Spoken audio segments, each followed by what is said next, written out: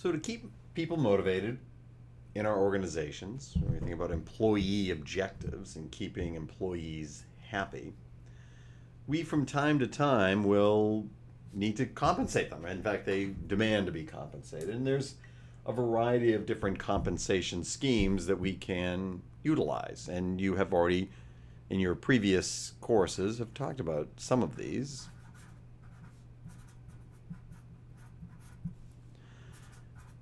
And these compensation schemes are put in place to keep the employees, keep them happy, want them to work for us, a variety of things. What are the people don't just work for nothing, right? They want their time is valuable and they want things. So obviously, salaries and things of that nature are all part of the compensation scheme.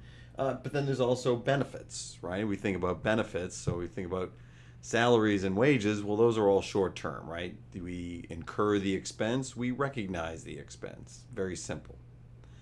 But when we start thinking about some of our other benefits, well, some of them are long term and some of them are short term.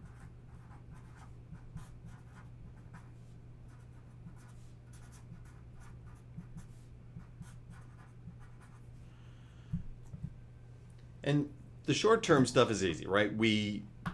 If you're going to pay for someone's meals as a compensation scheme, or you're going to pay for their housing, that's all short term. You're incurring that expense and you're recognizing it immediately.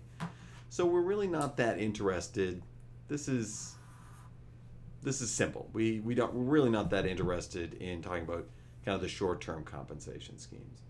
And you've already had some discussions with the long term compensation schemes, right? And some of the long term compensation schemes that you've already had some discussions.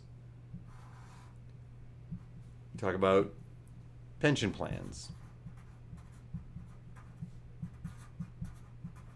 right? And there we are looking to potentially pay people for many, many years after they retire.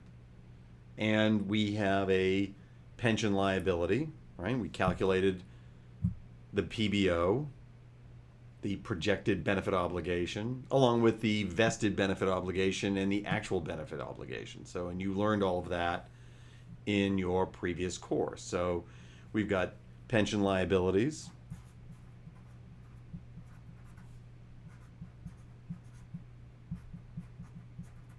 and we also put aside assets to pay these liabilities. So we have pension assets.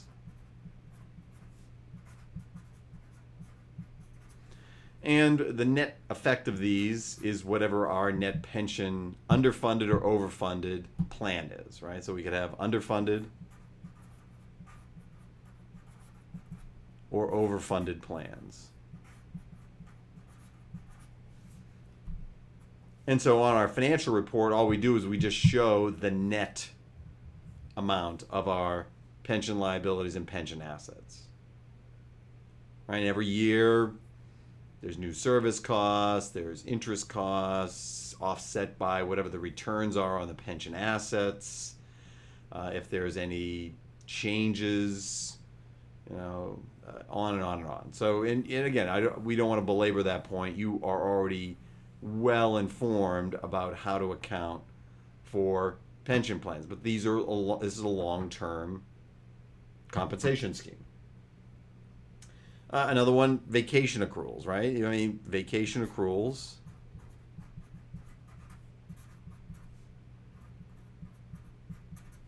All right, we're going to incur this expense. Somebody worked for us, we owe them vacation. Well, it depends on if it expires, if you get to roll it forward for future periods, right?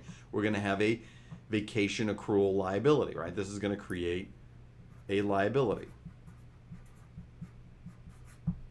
Again, this is all a little bit of a review as far as different compensation schemes. We could have deferred compensation.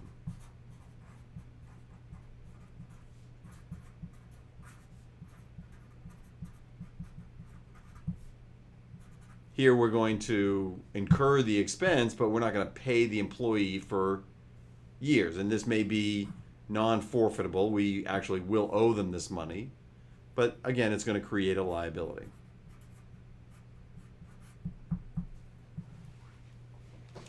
And then what we really want to talk about in this particular segment or this particular section is what happens if, because all of this is related to cash, theoretically cash, right? I'm still going to get my paycheck, but I'm not going to work that day.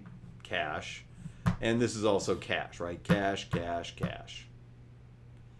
Well, what happens if the compensation scheme is not cash, but I'm going to give you something else? Let's give you ownership in the company. So we could give you company ownership.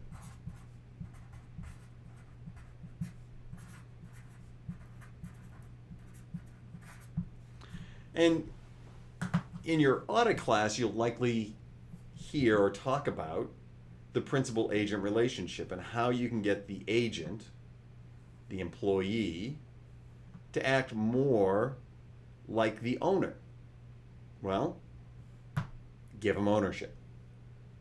And so what we want to spend our time is on this particular area is thinking about company ownership schemes.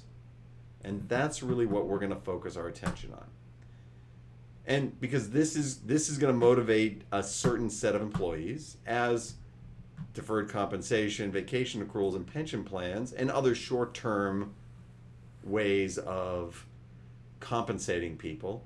Each one of these is put in place to achieve our overall objectives, our overall employee objectives of acquiring and retaining the best possible talent we can have for our organization. And this mix of long-term and short-term compensation schemes hopefully allows us to keep the valued employees that are going to make the business run successfully.